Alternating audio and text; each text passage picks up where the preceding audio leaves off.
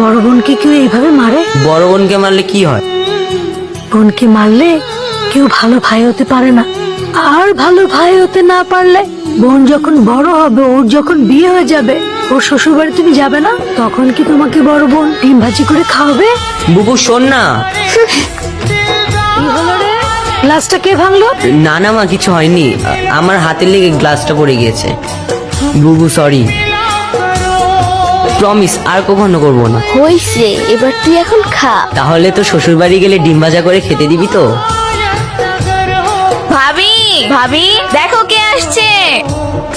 জান্নাত, এরা এরা আমার ভাই। তোমার বোন সারাদিন কতবার তোমার নাম নেয়, তুমি জানো না? মান্নাত এইটা করতো, মান্নাত ওইটা করতো, মান্নাত এমন, মান্নাত তেমন, কত কথা যে কয়।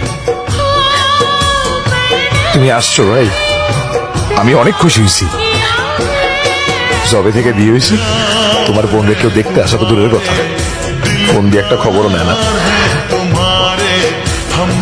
তুমি আসছো ভাই, আমি অনেক খুশি হয়েছি। এই জান্নাত, তোমার ভাই আসছে, বাজারের একটা নিয়ে আসো। আজকে তুমি নিজের হাতে তোমার ভাইয়ের যত পছন্দের খাবার আছে সব রান্না করে খাওয়াবে, তাড়াতাড়ি নিয়ে আসো।